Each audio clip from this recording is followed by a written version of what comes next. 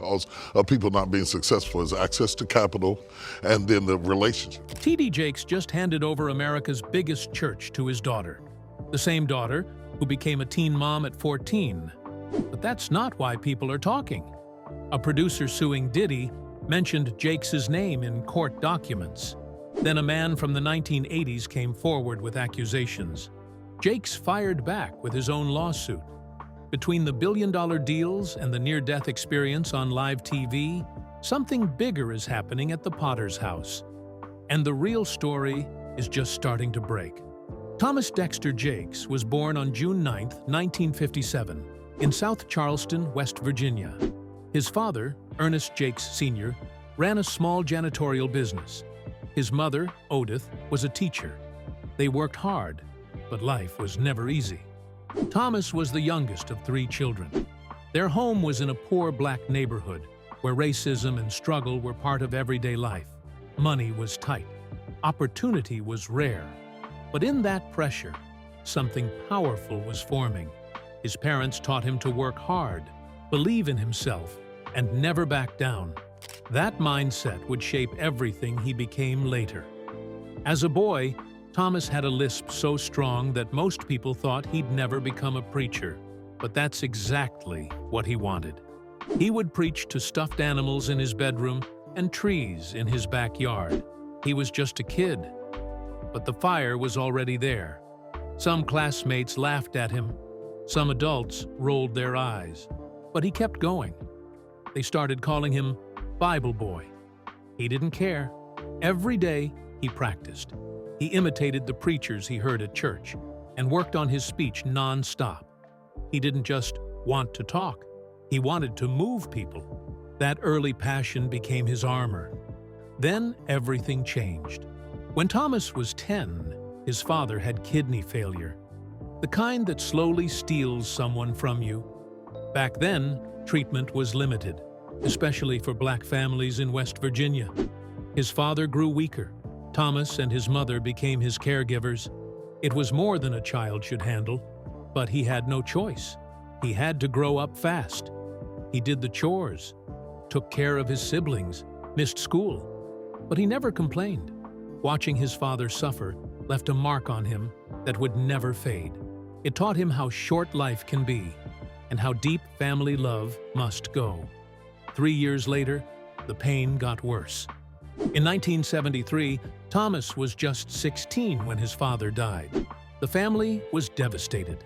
Emotionally, financially, everything collapsed. Thomas had been working at the Union Carbide plant part-time to help out, but now he had to take on more. He and his brother did any job they could find. Some days, they didn't know how they'd eat. But even in that darkness, Thomas didn't stop preaching. Small churches, tiny crowds, no money, just his voice, his faith, and his fire. Losing his father made him a man before he was ready, but it also pushed him closer to his calling. In 1976, at age 19, Thomas preached his first real sermon. In 1979, he was officially ordained. It was a big step for a young man who had faced so much. The lisp was still there, but it didn't matter anymore. People listened because they could feel he had lived every word he said. He wasn't just quoting scripture, he was bleeding it. He worked regular jobs during the day and preached wherever he could at night. His life didn't look like a success story yet, but the foundation had been laid. Something bigger was coming. That something took shape in 1981. Thomas was invited to speak at a church revival in Beckley, West Virginia. That's where he met Sarita Ann Jameson. She was born August 19, 1955. She was smart, respected, and already doing ministry work. But her past was filled with pain. Her brother had been murdered in front of his children. She had suffered abuse in earlier relationships. Still, she showed up to hear Thomas preach. That night, something clicked. She was drawn to him. Smitten, people said. They started talking. 6 months later, they were married. Fast, raw, real. That wasn't just love, it was destiny. Their marriage wasn't easy. Far from it. In the beginning, they were broke. Sarita worked nights as a Christian radio DJ while Thomas preached by day. They had no money, but plenty of dreams. Then, just 6 months in, disaster struck. A car accident crushed Sarita's legs and feet. Doctors weren't sure she'd ever walk again. But Thomas wouldn't let her give up. He helped her learn to walk all over again. Slowly, painfully, together. That moment turned their marriage into something unshakable. Over time, Sarita became more than a wife. She became a partner in ministry, leading women's groups and writing books of her own. At just 23, in 1980, Jakes opened his first church, Temple of Faith Church in Montgomery, West Virginia. It had 10 members. That's it. No fame, no money, just belief. They rented a storefront. It was cold in the winter and hot in the summer. Bills piled up. Sometimes they collected empty bottles just to buy food. But the message kept spreading. From Montgomery to Smithers, to South Charleston, to Cross Lanes, and eventually to Dallas, Texas. What started with 10 people grew into the Potter's House, over 30,000 members, and one of the biggest churches in America, all because he didn't quit. While building that first church, Thomas still had to work. He clocked in at the Union Carbide chemical plant. Dangerous work, welding chemicals, mining fumes, long hours. Then straight to the pulpit. No rest, no breaks, just hustle. In 1982, the plant shut down. Jakes lost his job. Things got worse. He dug ditches for his brother for $100 a day.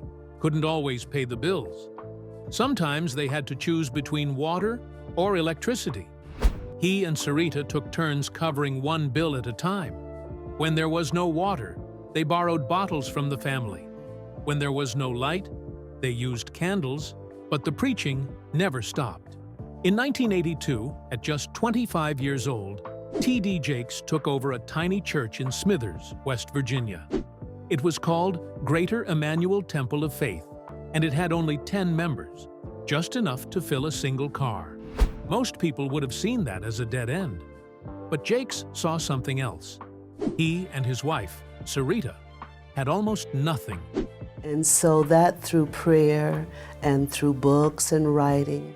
She even worked late-night shifts as a Christian radio DJ, just to keep their lights on. But Jakes kept preaching with everything he had.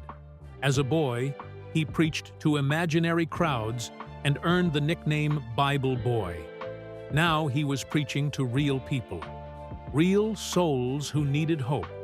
The church sat in a struggling coal town, but Jakes didn't focus on the poverty. He saw potential. In 1983, he held his first church conference. It was called Back to the Bible. 80 people showed up.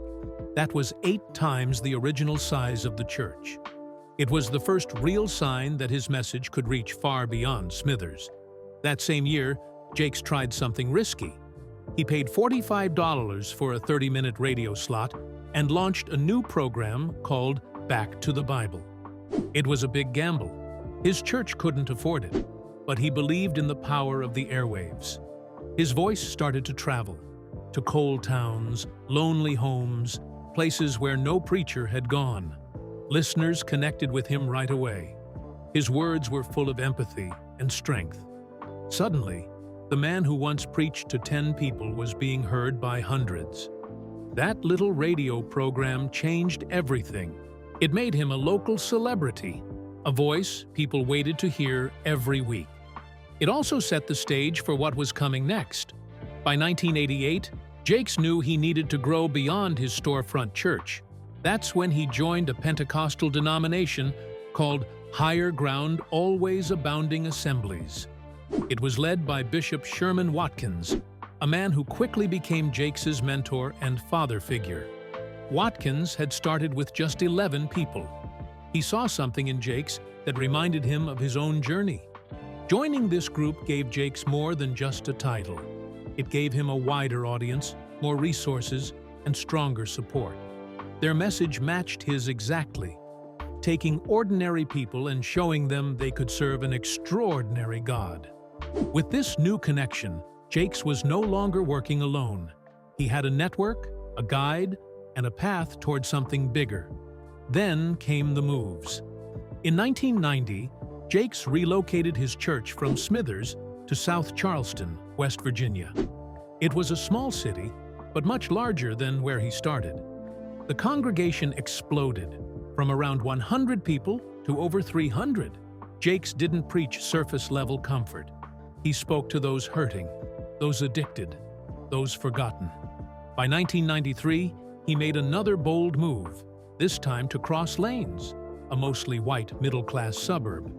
It was unheard of for a black Pentecostal pastor to move into such an area, but it worked. His church grew to more than 2,100 members, and 40% of them were white. That was rare, almost shocking.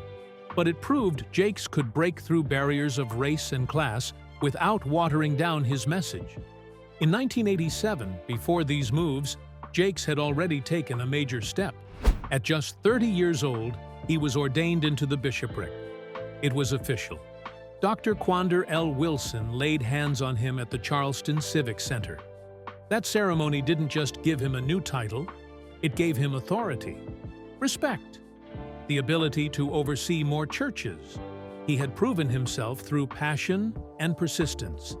Now the church acknowledged it with power and position. In 1993, everything changed again. Jakes launched a weekly TV broadcast on the Trinity Broadcasting Network. It was called The Potter's Touch. Suddenly, his preaching wasn't limited to a room. It was in millions of homes. People across the country and even around the world began hearing his message. His style was direct, emotional, full of energy and truth. Just 3 years later, he moved to Dallas, Texas, to keep up with the growth. By then, his show aired in over 100 countries. This wasn't just a ministry anymore, it was a movement. In 1994, he made another strategic leap. He partnered with Black Entertainment Television, BET. This gave him direct access to black audiences who rarely saw faith leaders like him on mainstream TV. He didn't just air sermons, he tailored them. He spoke on dignity, money, fatherhood, healing, and everyday survival. These messages reached millions across the US, the Caribbean, Africa, and Europe. People who had never stepped foot in church were suddenly glued to his voice. That same year, he launched the Manpower Conference, a space just for men. The first one took place in Detroit. Thousands came. It was raw, real, and vulnerable. Jakes told men it was okay to feel pain, okay to break down, okay to heal. The conference kept growing. By 2011, over 9,000 men attended one event in Dallas. More than 150,000 men had come through since the beginning. Some flew in from Italy. That's how far his voice reached. In 1995, Jakes took another risk. He started TDJ Enterprises. It wasn't just a business, it was a vision. Through it, he published books, produced films, and launched music albums. His first big film, Woman, Thou Art Loosed, became a box office hit in 2004. Then came Jumping the Broom in 2011, and Heaven is for Real in 2014. His books sold over 20 million copies worldwide. According to Black Enterprise, TDJ Enterprises brought in nearly $400 million. He wasn't just a preacher anymore. He was a publisher, a producer, and a powerhouse. He even developed a $150 million housing project and opened a school in Dallas. From 1995 to 1996, Jakes hosted a show called Get Ready. It aired on radio and television. It combined preaching, interviews, music, and live calls. It aired on TBN, BET, and across syndication. That made it one of the widest-reaching shows in religious broadcasting. Millions tuned in. The topics were real: addiction, domestic violence, money trouble, broken homes. And Jakes never held back. He didn't just preach from a pulpit. He talked to people in pain. He offered hope. He gave them a reason to keep going. In 1996, T.D. Jakes did something few pastors had ever dared. he left behind his growing church in a small West Virginia town and moved to Dallas, Texas. He didn't come alone. He brought 50 staff members and their families with him. It wasn't just a move. It was a mission. On a 34-acre hilltop, he built something massive, the Potter's House. His old congregation had around 1,000 members, but in Dallas, he aimed for tens of thousands. The new campus had a 5,000-seat auditorium, offices, and room to grow, and it grew fast. By 2000, they had built a new sanctuary, 191,000 square feet, seating over 7,600 people, loaded with top-of-the-line technology. They paid it off in just 4 years. That's how quickly the momentum picked up. Even the very first service at the Potter's House felt like something big was happening. Over 2,000 people showed up. A brand new church, a brand new city. And still, they came. Within a few years, they were holding 3 services every Sunday. By August 2000, more than 23,000 people were showing up weekly. What started as a leap of faith was now a phenomenon. The Potter's House didn't just grow, it exploded. Membership soared to over 30,000. Outreach magazine called it one of the biggest churches in the country. CBS News listed it as the 25th largest megachurch in America in 2018, with over 16,000 weekly visitors. Special events drew up to 70,000 online viewers. It wasn't just a church, it became a movement. What set it apart was the people. Nearly half the congregation was male, an unusual number for a church, especially one with a largely minority base. But that was the point. The Potter's House wasn't typical. It brought together people from every walk of life: the homeless, the formerly incarcerated, working-class families, and professionals. Jakes made it clear, everyone belonged. His manpower conferences began drawing tens of thousands of men. His message reached across race, class, and gender. Then came Hurricane Katrina. In 2005, over 1,800 people died, and millions lost their homes. Jakes didn't sit on the sidelines. He went to Louisiana with President George W. Bush. On September 5th, Bush thanked Jakes publicly for helping rally what he called the armies of compassion. Jakes urged the president to address poverty more directly. He wasn't just preaching anymore, he was advising the White House.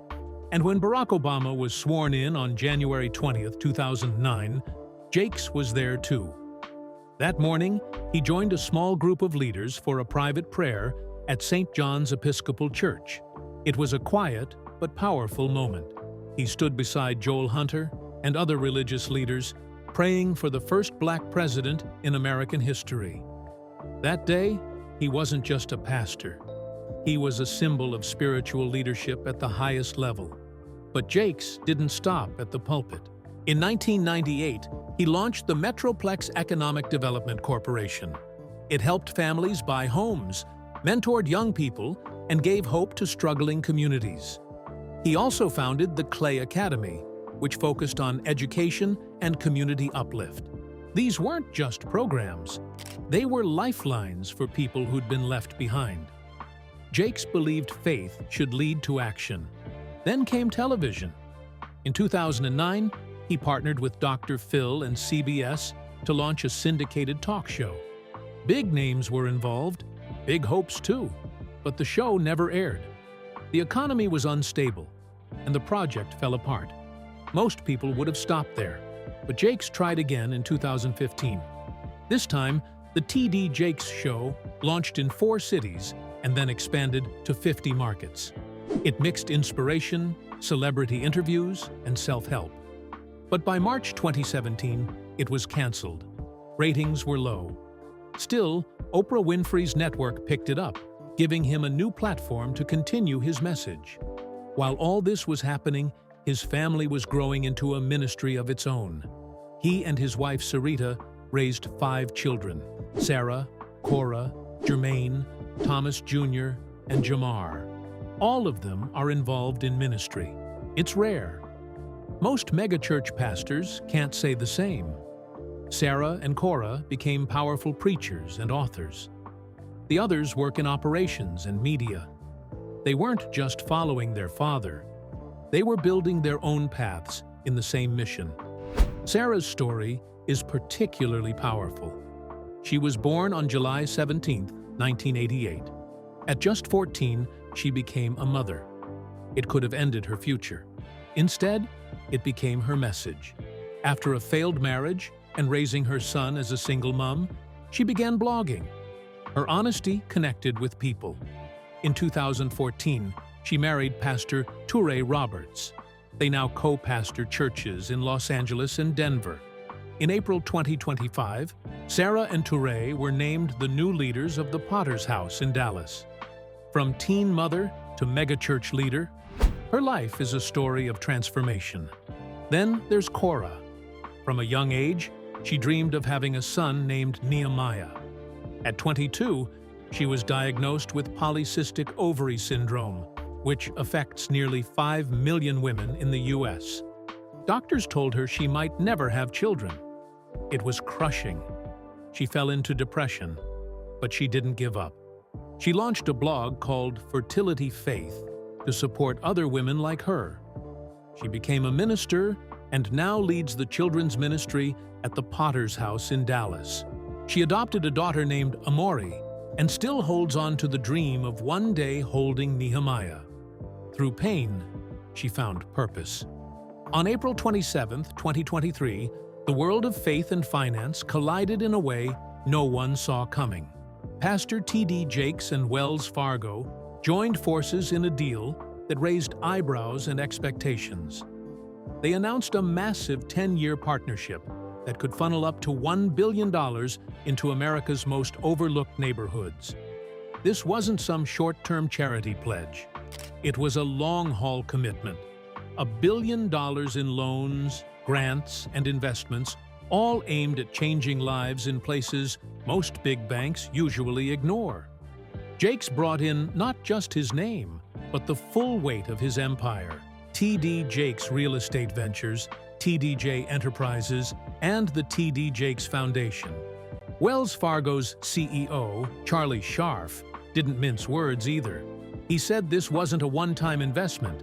It was about building long-term impact and real equity. Together, they weren't just writing checks. They were rewriting the rules. Then, in 2024 and 2025, that billion-dollar promise started turning into action. The T.D. Jakes Foundation, with funding from Wells Fargo, gave out $18 million in grants to 29 groups across the country. The first $9 million went to 16 organizations focused on financial literacy, affordable housing, and career development. The next $9 million was announced in April 2025, supporting 13 more groups. This round put the spotlight on economic empowerment and workforce readiness. Some grants were massive. Wiley University, Paul Quinn College, and Morehouse College each got $1.5 million. They used it for new housing, campus improvements, and mental health services. The Lightship Foundation got $500,000 to boost entrepreneurs. Power 52 Foundation received the same amount for clean energy education. United Megacare also secured $500,000 to fight food insecurity. These weren't just donations. They were targeted investments in transformation. Kelly Cornish, CEO of the foundation, said it best. This wasn't just continuing the mission. It was a bold stand for opportunity. But just as the headlines were praising Jakes for his community work, another kind of headline dragged his name into controversy. In early 2024, a federal lawsuit involving Sean "Diddy" Combs exploded in the media. The suit, filed by producer Rodney "Lil Rod" Jones, made serious criminal allegations against Combs: sexual harassment, drugs, and even sex trafficking. Jakes was never accused of wrongdoing, but his name came up. The lawsuit claimed Combs planned to use his connection with Jakes to clean up his public image after being sued by Cassie Ventura for rape and abuse. Jakes' name appeared only once, but that was enough. The press ran wild. Online theories erupted. People wanted to know, What was the real connection? Even though Jakes had no formal involvement in the case, the mere mention caused a stir that wouldn't go away. Then things got even messier. In October 2024, Pastor Dwayne Youngblood, a convicted sex offender, went on a YouTube talk show and accused Jakes of trying to sexually assault him back in the 1980s. He said it happened when he was 18 or 19. According to Youngblood, Jakes tried to kiss him and hugged him in a way he didn't want. These claims hit the internet like a lightning strike. Youngblood also sent Jakes a letter through his lawyer, demanding $6 million or he'd file a lawsuit. Jakes' legal team responded fast. They called it extortion. They said Youngblood, who had been convicted twice, once in 2008 and again in 2014 for crimes involving minors, was just trying to repair his own shattered name. They called the accusations false, calculated, and malicious. A month later, Jakes struck back.